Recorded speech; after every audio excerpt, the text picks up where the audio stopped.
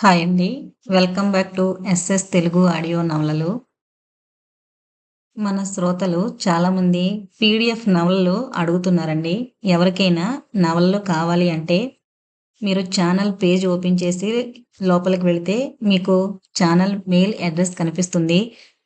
SS Telugu audio నవలలు @gmail.com అని. దానికి నాకు పలానా నవల పీడిఎఫ్ ఉంటే పంపించండి అని మెసేజ్ పెడితే నేను పంపిస్తానండి, నా దగ్గర అవైలబుల్ ఉంటే. లేదు, అలా మెయిల్ పెట్టడం తెలియని వాళ్ళు ఎవరైనా సరే వాళ్ళ ఫోన్ నెంబర్ని నేను ఫోన్ నెంబర్ పెడుతున్నాను అని ముందుగా నాకు కామెంట్ పెట్టండి. నేను అది చూసి ఓకే అన్న తర్వాత నాకు ఫోన్ నెంబర్ పెడితే ఎవరికైనా పీడిఎఫ్ కావాలంటే నాకు తెలియజేయండి. నాకు వీలున్నంత వరకు పంపించడానికి ప్రయత్నిస్తాను. ఇక నవల్లోకి వెళ్ళిపోదాం. ఈరోజు మీరు వినబోయే నవల గర్భాలయం. నండూరి శ్రీనివాస్ గారు రచించారు. ఇది సస్పెన్స్ నవలండి. రాతి స్తంభాలకి చేతనత్వం కలిగించి సరిగమ పదనిసలు పాడించగల కళాభూమది. ఎదురులేని విజయాలతో ఏలబడిన విజయనగరపు వీరభూమది. వేటకుక్కల్ని కుందేళ్లు తరిమిన క్షాత్రభూమది. కృష్ణరాయల కళా తృష్ణకి, తురుష్కుల పైశాచికత్వానికి సాక్ష్యంగా ఈనాటికి నిలుచున్న హంపిలో అప్పుడే తూర్పు తెల్లారింది. హొస్పేట్ నుండి వచ్చిన బస్సులు బస్టాండ్లో నిలవడమే పాపం. గైడ్లు, ఆటో వాళ్ళు కస్టమర్ల కోసం వాటి చుట్టూ ప్రదక్షిణాలు చేసేస్తున్నారు. హోటళ్ల వాళ్ళు వేడివేడి టిఫిన్ల లిస్టు ఏకరో పెడుతూ మా హోటల్కి రండి అంటే మా దానికే రండి అంటూ టూరిస్టులకి ఊపిరి సలపనీయడం లేదు. సరిగ్గా అప్పుడే దుమ్ము రేపుకుంటూ ఒక సుమో వచ్చాగింది. అందులోంచి 2 తెలుగు ఫ్యామిలీలు, వాళ్ళ పిల్లలు, ముసలివాళ్ళు కింద దిగారు. ముందు సీట్లోంచి నంజుడప్ప కూడా దిగాడు. వాళ్ళు దిగడమే తరువాయి గైడ్లు వాళ్ళు ఆగిన వైపుకు పరిగెత్తుకుని రావడం మొదలుపెట్టారు. గైడ్లకి హంపిలో ఉన్నంత గిరాకీ ఆదాయం ఇంకే టూరిస్టు ప్లేసుల్లోనూ ఉండవు. బహమనీ సుల్తాన్లు రాయల ధాటికి ఎదురు నిలవలేక తోకముడిచి పారిపోయి ఆయన మరణానంతరం ప్రతాపమంతా ఆ దేవాలయాల మీద చూపించారు. వాటిని సర్వనాశనం చేశారు. కానీ ఇప్పటికీ ఆ శిథిలాల వెనక ఎన్నో రహస్యాలు, మరెన్నో వింతలు. చూసేవాళ్ళకి కళాదృష్టి ఉండాలే కానీ వారం రోజుల పాటు చూసినా తరగని శిల్ప సంపద ఉందక్కడ. సుమోలోంచి దిగిన వాళ్ళని గైడ్లు చుట్టుముట్టేశారు. సార్, మీరు తెలుగు వాళ్ళల్లో ఉన్నారు. తెలుగు నాకంటే బాగా వచ్చిన గైడు మీకు హంపిలో దొరకడు. మామూలుగా అందరి దగ్గర 2000 తీసుకుంటా. మీకు మాత్రం 1500కే అన్నీ చూపిస్తా. రండి సార్ ప్లీజ్ అంటూ వాళ్ళ చేతుల్లో బ్యాగు చొరవగా తీసుకుని ఒక గైడు నడవడం మొదలుపెట్టాడు. ఆ తెలుగు వాళ్ళకి ఏం చేయాలో తెలియక నంజుడప్ప వైపు అమాయకంగా చూశారు. నంజుడప్ప ఆ గైడు చేతుల్లోంచి బ్యాగు లాగేసుకుని, మేము రాజు కోసం వెయిట్ చేస్తున్నామప్పా. రాజు వచ్చేవరకే ఈడనింక పోయేదిలే. నువ్వు పోయి రాజుని తోలుకొనిరా అన్నాడు కన్నడ యాసలో. ఓ, మీరు కూడా రాజుగాడి పార్టీయేనా? సరే, వాడొచ్చే వరకు ఇక్కడే ఏడవండి అంటూ ఆ గైడు చిరాగ్గా వెళ్ళిపోయాడు. ఆ మాటలు విని ఆ పక్కనే నుంచున్న హోటల్ కుర్రాడు, సార్, రాజు అన్న వచ్చేలోపు మా హోటల్లో టిఫిన్ చేయండి సార్, వేడివేడి టిఫిన్ అంటూ వాళ్ళ వెనకాల పడ్డాడు. మా టిఫిన్లు అయిపోయాయి గాని ఎంతకీ రాజు ఏ టైంకి వస్తాడ్రా? అప్పుడే 7 అవుతోంది. నంజుడప్ప వాచి వైపు చూసుకుంటూ అడిగాడు. అదిగో సార్ వచ్చేస్తున్నాడు అంటూ ఆ కుర్రాడు హంపి బజారు వైపు వేలు చూపించాడు. దూరంగా రాజు నడుచుకుంటూ వస్తున్నాడు. 6 అడుగుల ఎత్తు, దానికి తగ్గ లావు, గిరజాల జుట్టు, తలమీద తాటాకులతో చేసిన కౌబాయ్ టోపీ, 25 వయసు, మొహంలో నిర్లక్ష్యంతో కూడిన ఒక రకమైన కాన్ఫిడెన్స్. అది చూసే అతడంటే ఎవరికైనా ముచ్చటేస్తుంది. ఓ, రాజంటే ఈ కుర్రాడా? నువ్వు ఉదయం నుంచి చెప్తున్న తీరు చూసి వాడెవడో పెద్ద ఎక్స్పీరియన్స్ ఉన్న గైడ్ అనుకున్నాను నంజుడు. గుంపులో నుంచి ఒక 60 ఏళ్ల పెద్దాయన అన్నాడు. ఆయన పేరు శర్మ. ఈలోపు రాజు అక్కడికొచ్చాడు. రాజుని చూస్తూనే అక్కడ వెయిట్ చేస్తున్న వాళ్ళందరూ ఉత్సాహంగా ముందుకొచ్చారు. వాళ్లల్లో సంవత్సరం క్రితం చూసిన వాళ్ళను కూడా పేరు పెట్టి అతను పలకరిస్తుంటే అతడి జ్ఞాపక శక్తి, వ్యాపార దక్షత చూసి శర్మ ఆశ్చర్యపోయాడు. నమస్కారం నంజుడప్ప సారే, చెన్నాగిద్రా? రాజు కన్నడలో అడిగాడు. నంజుడప్ప బళ్ళారిలో ట్రావెల్ ఏజెంటు. అతడు ఎవర్ని హంపి తీసుకొచ్చినా రాజుకే అప్పచెప్తాడు. బాగుండా రాజు, ఇదిగో వీళ్ళు తెలుగువాళ్ళు. విజయవాడ నుంచి వచ్చుండారు. దగ్గరుండి అన్నీ జాగ్రత్తగా చూసుకో. హంపంతా చూపించప్పా. నేను సాయంకాలం వచ్చి వీళ్ళని తోలుకుపోతా. ఓ, తెలుగువాళ్ళ? ఇంకేం, నేను జాగ్రత్తగా చూసుకుంటానులేండి. సాయంత్రం కలుద్దాం అన్నాడు రాజు ఉత్సాహంగా. నంజుడప్ప వెళ్ళిపోగానే అక్కడే ఆగున్న ఒక టెంపో ట్రావెలర్ దగ్గరికెళ్ళి అందులో పడుకున్న డ్రైవర్ని నిద్రలేపాడు. 2 నిమిషాలు మాట్లాడి డ్రైవర్ దగ్గర తాళాలు తీసుకుని క్లీనర్ కుర్రాన్ని ఎక్కించుకుని వీళ్ళున్న చోటికి బండి తీసుకొచ్చాడు. అక్కడ ఆగున్న ఫ్యామిలీలందరూ ఎక్కాక, ముందు మనం అనిగొంది కోట చూసొద్దాం. అదొక్కటే చాలా దూరం. ఆ తర్వాత ఇక్కడున్నవన్నీ పక్కపక్కనే కాబట్టి చూసేయచ్చు అంటూ బండి గేర్ వేశాడు. అప్పుడు శర్మగారు, రాజు, ఏముందా కోటలో అని అడిగారు. ఏముందంటారేంటి సార్, అది విజయనగర సామ్రాజ్యానికి పునాది. జంబుకేశ్వరుడనే చిన్న రాజు మహ్మద్ బిన్ తొగ్లక్ని ముప్పు తిప్పలు పెట్టి 3 చెరువుల నీళ్లు తాగించిన ప్లేసు సార్, చూస్తారుగా అంటూ బండి ముందుకు పోనిచ్చాడు. అరగంటలో వాళ్ళు అనిగొంది చేరుకున్నారు. వాళ్ళకి ఆ కోట విశేషాలు వివరించి అక్కడికి కొంచెం దూరంలో ఉన్న పంపా సరస్సు, శబరి ఆశ్రమం, తుంగభద్ర మధ్యలో ఉన్న శ్రీకృష్ణ దేవరాయల సమాధి చూపించాడు. అవన్నీ చూసి వాళ్ళందరి మొహాలు సంతోషంతో వెలిగిపోయాయి. ఫోటోలు తీసుకునే వాళ్ళందరూ కెమెరాలు బయటకు తీశారు. శర్మగారి భార్య క్యామ్ క్యాటర్ బయటకు తీసింది. రాజు ఆశ్చర్యంగా వాళ్ళని సమీపించి, ఇదేంటి సార్ ఇంత చిన్నగా ఉంది అని అడిగాడు. ఆయన నవ్వుతూ, ఇది డిజిటల్ వీడియో కెమెరా రాజు. మా అబ్బాయి అమెరికా నుంచి పంపించాడు. ఇందాకటి నుంచి నువ్వు చెప్పిన విశేషాలన్నీ ఇందులో ఎక్కించాం అన్నారు. అదేంటి సార్, వీడియో కెమెరా అంటే ఇంత పెద్దగా ఉంటుంది కదా, ఇదేమో సిగరెట్ పెట్టంతుంది.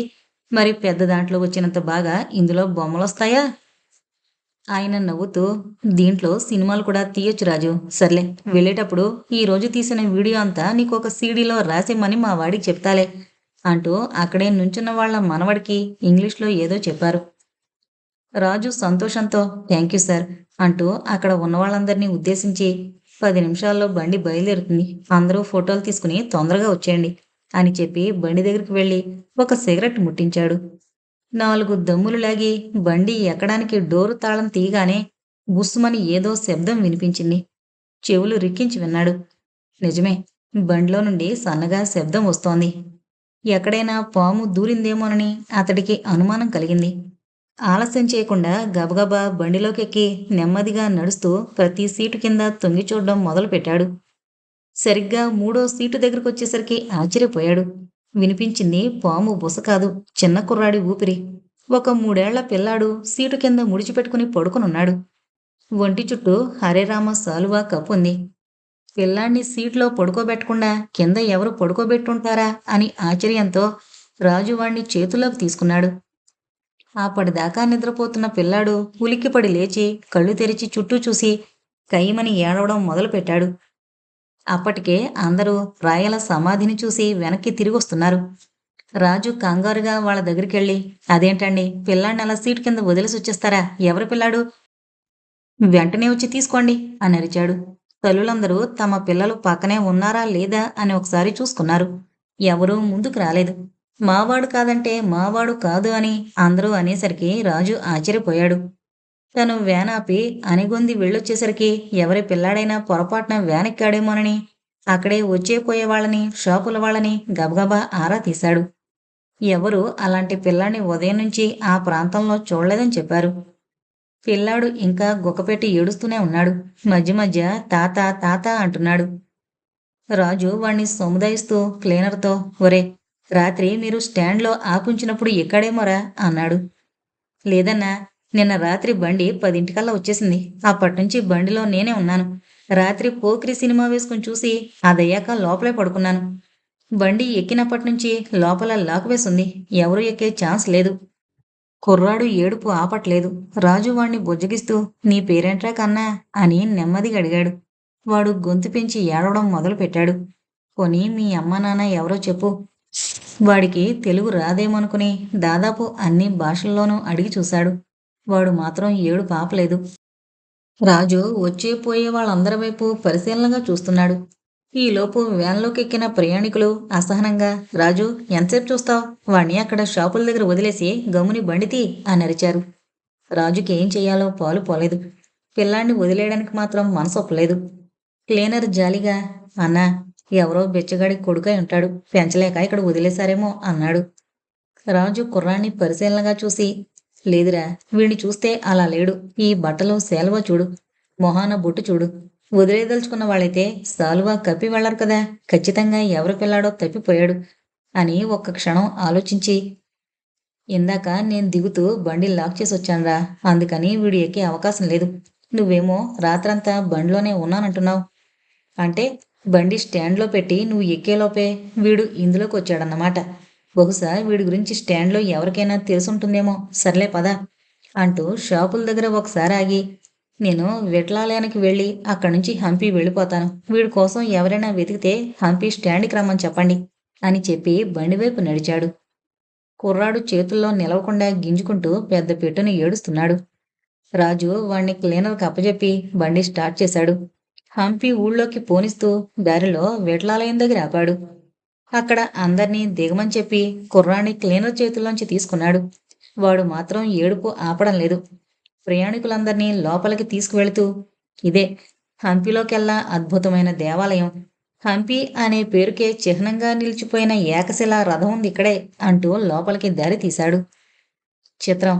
అప్పటిదాకా ఏడుస్తూ గింజుకుంటున్న కుర్రాడు కాస్త ఆ మాటలు వినగానే మంత్రం వేసినట్టు ఏడుపు ఆపేశాడు. వాడు సడన్ గా ఏడుపు ఆపేయడం చూసి రాజు ఆశ్చర్యపోయాడు. ఒక పెద్ద కష్టం తీరినట్టయింది. సంతోషంతో అందరికీ గుడి చూపిస్తూ ముందుకు నడిచాడు. ఇక్కడున్న వింతలు విశేషాలు ప్రపంచంలో ఇంకే గుడిలోనూ ఉండవు అన్నాడు. పిల్లాడు సంతోషంతో చప్పట్లు కొట్టాడు. వాడికి ఆ విషయం విని అంత సంతోషం ఎందుకు కలిగిందో రాజుకు అర్థం కాలేదు. వాణ్ణి తీసుకుని నాట్య మండపం అరుగు మీదకెక్కాడు. ఇది రాయలవారు తన చిన్న భార్య కోసం కట్టించిన నాట్య మండపం. ఇక్కడి రాతి స్తంభాలు సరిగమలని పలికిస్తాయి. రాళ్ళు సంగీతం పలకడమేమిటా అని ప్రయాణికులందరూ రెప్పారపకుండా అతడి వైపే చూస్తున్నారు. రాజు కుర్రాన్ని కిందకి దింపి అక్కడ ఒకే స్తంభంలో చెక్కున్న 7 చిన్న చిన్న స్తంభాల్ని చేత్తో తట్టాడు. సరిగమ పదనిస ఆరోహణం. పక్కనే ఉన్న ఇంకో స్తంభాన్ని తాకగానే అవరోహణం వినిపించింది. ఇవన్నీ ఒకే శిల నుంచి చెక్కినవి. ఇందులో ఎక్కడా అతుకులు కనిపించవు చూడండి. టూరిస్టులందరూ మంత్రముగ్ధులై చూస్తున్నారు. ఒకే శిలకి చెందిన 7 భాగాల్లోంచి 7 ఫ్రీక్వెన్సీలలో శబ్దం వినిపించడం ఎవరికీ నమ్మశక్యంగా లేదు. కొంతమంది యువకులు పైకెక్కి ఆ స్తంభంలో అతుకులు కనిపిస్తాయేమోనని పరిశీలనగా చూశారు. అలాంటిదేమీ కనిపించలేదు. ఆశ్చర్యంతో వాళ్ల కళ్ళు విప్పారాయి. నిజమైన గైడుకి జనాలు డబ్బులిచ్చినప్పుడు కన్నా కూడా కొత్త విషయం తెలుసుకున్న ఆనందం వాళ్ల కళ్ళల్లో కనిపించినప్పుడే ఎక్కువ తృప్తి కలుగుతుంది. రాజు సంతోషంగా వాళ్ళని ఇంకో వైపుకు తీసుకెళ్లాడు. కుర్రాడు ఏడవడం పూర్తిగా మానేశాడు. కేరింతలు కొడుతూ రాజు వెనకాలే పరిగెడుతూ ఎత్తుకోమని చేతులిస్తున్నాడు. ఈ వరుసలో చూడండి 4 స్తంభాలున్నాయి. వీటిని తాకితే వీణ, ఘటం, జలతరంగం, మృదంగం శబ్దాలు వినిపిస్తాయి అన్నాడు. కుర్రాడు నెమ్మదిగా తనలో తను అనుకుంటున్నట్లుగా డమలకం అన్నాడు. రాజు ఒక్క క్షణం ఆశ్చర్యంగా వాడి వైపు చూశాడు. అంత చిన్న కుర్రాడికి డమరకం అనే పదం తెలియడం ఆశ్చర్యమే మరి. ఆ స్తంభాలు చేతులతో తడుతూ ఆ శబ్దాలన్నీ పలికించాడు. అతి స్పష్టంగా ఆ సంగీత పరికరాల్ని పోలిన నాదాలు పలుకుతూ ఉంటే టూరిస్టులు సంతోషంతో చప్పట్లు చరిచారు. రాజు మరింత ఉత్సాహంగా వాళ్ళని ఇంకొక వైపుకి తీసుకువెళ్ళాడు. నాదస్వరం వాయించేవాడి వెనకాల నాగుపాములాగా వాళ్ళందరూ నిశ్శబ్దంగా రాజు వెంట నడిచి అతడి చుట్టూ మూగారు. ఇప్పుడు మీరు నుంచున్న ప్లేస్లోనే సరిగ్గా వెతికితే ఒక అద్భుతమైన రాయి కనిపిస్తుంది. ఒకే రాతిలో 4 శిల్పాలు కల అపూర్వమైన రాయి. వెతకండి చూద్దాం అన్నాడు. అతడి వాక్యం పూర్తయిన వెంటనే అక్కడ పూర్తి నిశ్శబ్దం చోటు చేసుకుంది. అందరూ మాట్లాడడం మరిచిపోయి వెతకడంలో పడిపోయారు. కుర్రాడు ఆ పక్కనే కూర్చుని ఆడుకుంటున్నాడు. తనలో తనే నెమ్మదిగా ఒకే లాతిలో 5 శిల్పాలు కల అపూర్వమైన లాయి అన్నాడు. ఈలోపు అందరూ వెతకడం పూర్తయింది. ఎవరికీ దొరకలేదు. అందరూ డీలా పడిన మొహాలతో నువ్వే చెప్పు రాజు, మా వల్ల కాదు అన్నారు. సరే ఇలా రండి, ఇదిగో ఈ రాయే అంటూ చూపించాడు. వాళ్ళు ఆశ్చర్యపోయారు. అది ఒక 2 అంగుళాల రాయి, మండపం అంచునుంది. ఆ చిన్న రాయికి అంత ప్రాముఖ్యత అని ఆశ్చర్యపోయారు. అసలు అది ఒక శిల్పమని చూసేవారెవరికీ అనిపించే అవకాశమే లేదు. దీన్ని 2 పక్కల అరచేతులతో మూసి చూస్తే దండం పెడుతోన్న సింహం కనిపిస్తుంది. రాజు 2 చేతులు పెట్టి చూపించేసరికి అందరూ సంతోషంతో కళ్ళెంత చేసుకుని చూశారు. పైన కింద మూసేసి చూస్తే పిల్లనెత్తుకుంటున్న కోతి. అందరూ కన్నరపకుండా చూస్తున్నారు. ఒక చేత్తో ఎడం పక్కగా మూస్తే పరిగెడుతున్న గుర్రం, అరచేతిని చంద్రవంకలా తిప్పి పైనుంచి చూస్తే కప్ప కనిపిస్తుంది. మొత్తం 4 శిల్పాలు చూపించేసి రాజు పక్కకొచ్చేశాడు. అందరూ ఆశ్చర్యపోయారు. కొంతమంది చేతులు రకరకాలుగా పెట్టి చూసి తెగ మురిసిపోతున్నారు. కుర్రాడు మాత్రం నెమ్మదిగా తనలో తనే గుణుకుంటున్నట్టు గుప్పెత్తలో బిగించి తూత్తే శివలింగం అన్నాడు. రాజు ఆ మాటలు విన్నాడు, కాని ఏదో పసిపిల్లాడి మాటల్లే అని పట్టించుకోలేదు. అందరూ చూడడం అయిపోయింది. కొందరు ఆనందంతో కృష్ణదేవరాయల్ని పొగుడుతుంటే, కొందరు రాజుని చుట్టుముట్టి రకరకాల ప్రశ్నలు వేశారు. రాజు కుర్రాన్ని ఎత్తుకుని గుళ్ళోంచి బయటకొచ్చేస్తూ వాళ్ళందరికీ ఓపిగ్గా జవాబులు చెప్పాడు. సరిగ్గా అప్పుడే వేరే గైడుతో వచ్చిన టూరిస్టు పార్టీలోని ఇద్దరమ్మాయిలు మ్యూజికల్ ఇన్‌స్ట్రుమెంట్స్‌లా మోగే ఆ 4 స్తంభాల చుట్టూ తిరుగుతూ ఆడుకుంటున్నారు. అదే వరుసలో వీటికి కొంచెం దూరంగా ఐదో స్తంభం ఒకటుంది. ఒక అమ్మాయి ఆడుతూ ఆడుతూ దాన్ని తాకగానే అదే ఢమరుకంలా మోగింది. రాజు చంకలో కుర్రాడు సంతోషంతో చప్పట్లు చేస్తూ డమలకం డమలకం అన్నాడు. రాజు ఆ శబ్దానికి ఒక్క క్షణం అటు చూశాడు, కానీ బయటకొచ్చేసే హడావిడిలో పెద్దగా గమనించలేదు. ఆ విషయమే కాని రాజు అప్పుడే గమనించుంటే పక్క రోజు జరిగే ఒక ప్రమాదం నుంచి ఆ కుర్రాడు తప్పించుకుని ఉండేవాడు.